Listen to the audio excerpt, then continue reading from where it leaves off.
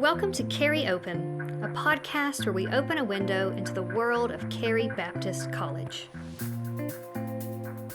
Tēnā koutou te whānau, ko karangahaki tōku monga, ko ohunamuri tōku awa, ko Sarah tōku ingoa, no raira. Tēnā koutou, tēnā koutou, tēnā tātou katoa. Thanks for having me at graduation. I'm a really big Carey fan. I want to give high fives to each and every one of you graduates. And I've got a question for each of you today. Tell me, what is it that you plan to do with your one wild and precious life? Our lives are short. Without intentionality and bloody-mindedness, we can fritter away our wild and precious lives. But God is calling us to courageous, risk-taking leadership. Jesus invites us to go all out, striving after the kingdom of God, living lives of uncertainty, adventure, and purpose. As Grant said, in 2011 we moved to Kolkata, my husband Paul and our 2-year-old daughter and our 3-year-old son. Our motivation? To seek first the kingdom of God. In Kolkata, I got this tattoo.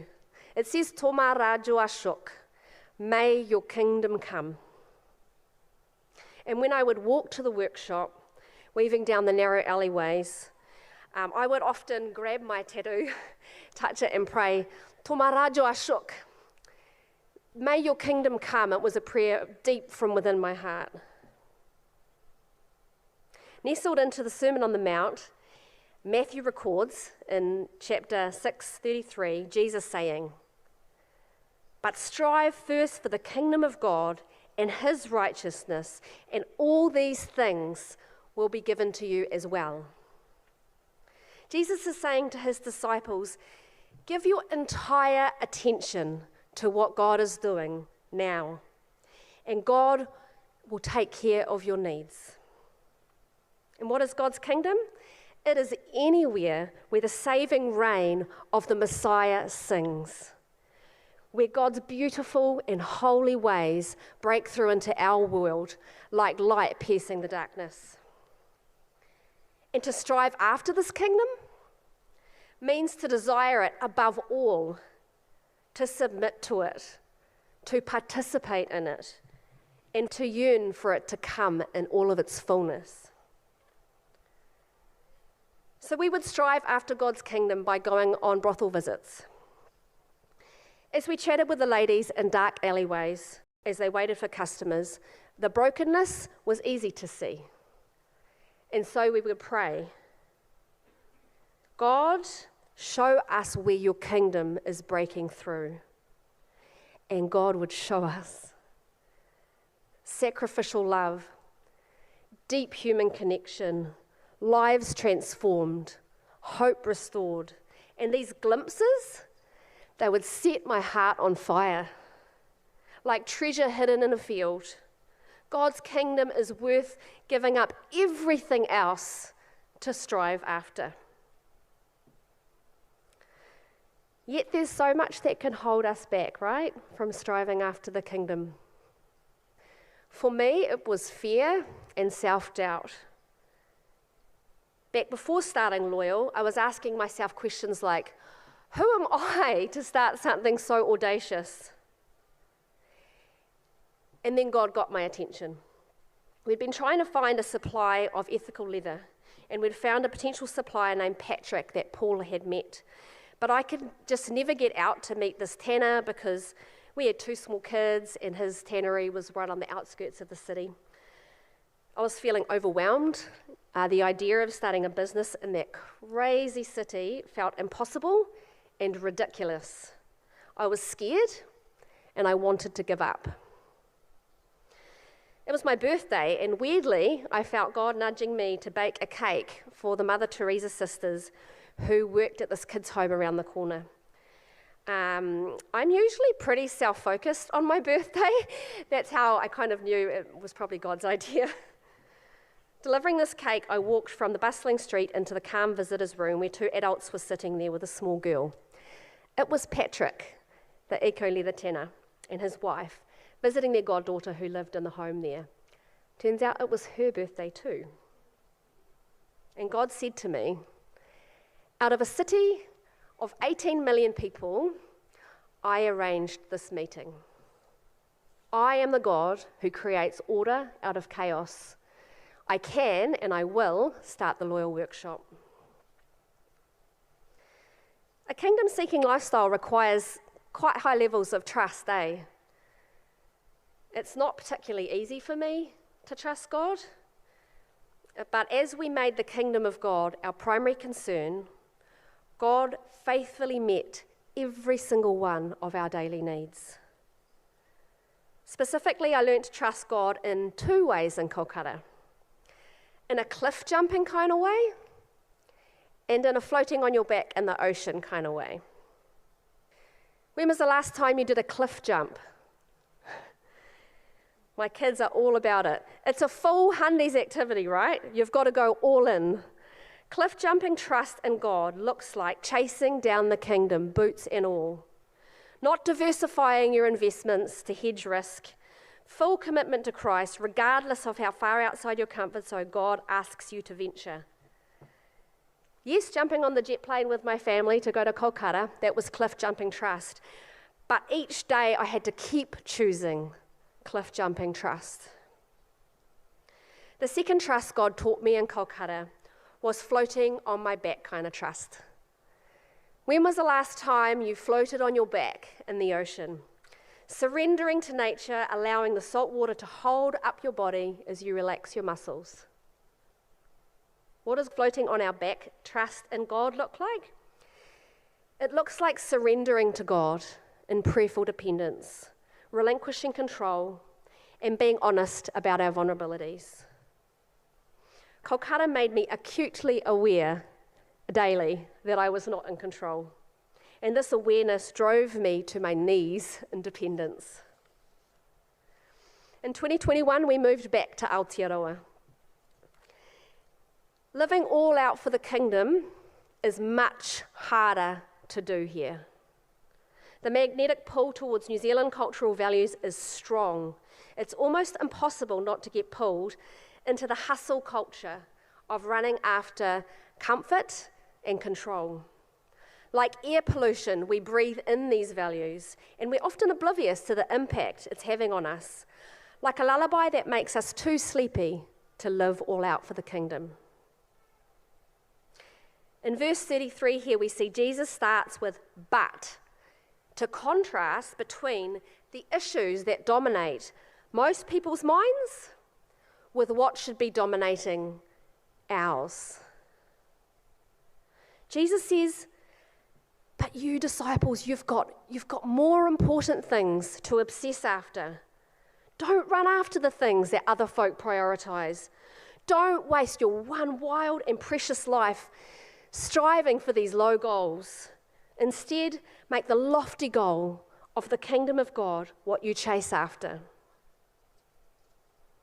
God's aware of our tendency to worry, and so Jesus invites us, put down your phone, go out into the fields, take a deep breath, check out the flowers and the birds. They don't waste their energy worrying. They get on with being their best selves.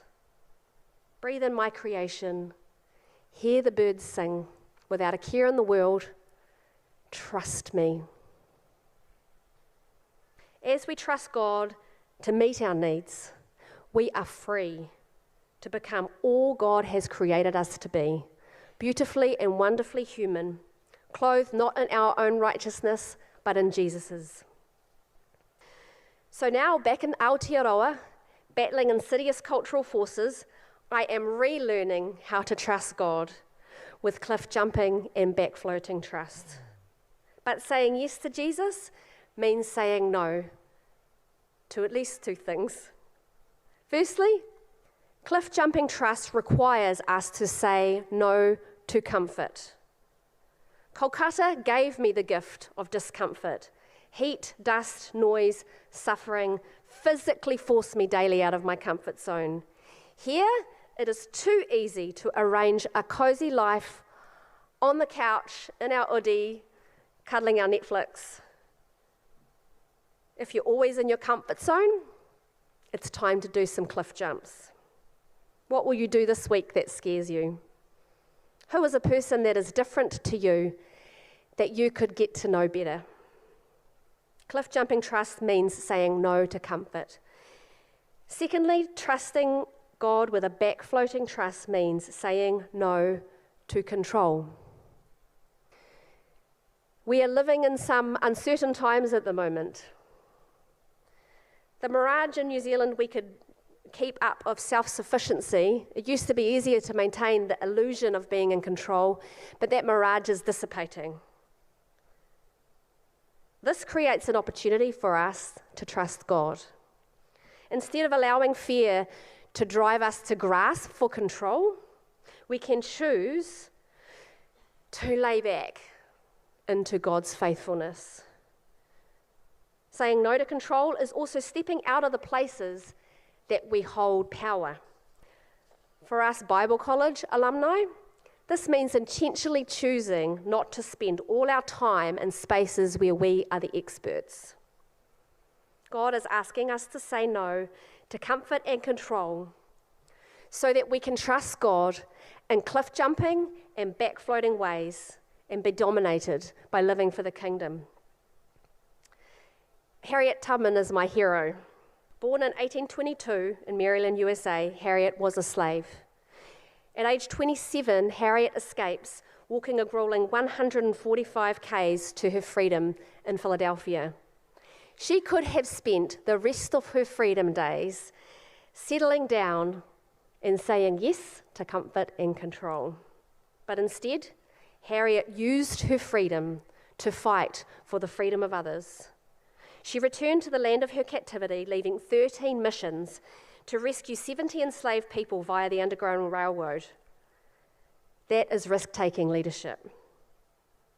I'm inspired by Harriet's deep trust in God. She once said, "It wasn't me, it was the Lord. I always told him, I trust you. I don't know where you want to go or what you want to do, but I expect you to lead me." And he always did. Can you see her cliff-jumping, back-floating trust? Like Harriet, Jesus invites us to chase down God's kingdom, embracing risk-taking leadership by trusting in God.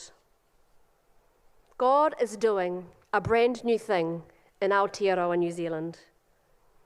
Do you trust God with your future? How is God inviting you to take risks? Where are the glimpses of the kingdom breaking through that are setting your heart on fire? Jesus does not call us to keep church programs running. Jesus calls us to radical, contemplative activism. Aotearoa needs Christian leaders who will trust God in cliff-jumping ways, taking risks, searching for the kingdom breaking through in their neighbourhoods, trying out new ways of being church. Aotearoa needs Christian leaders who will trust God in back-floating ways, living with a posture of dependence, prayer, humility, leading with vulnerability and openness, listening to the voices of local iwi, of our young people. And graduates, as you go out from here to live your one wild and precious life, making the kingdom of God your primary concern, may you experience deep peace in God's faithful provision. May you experience deep satisfaction in co-creating with Christ.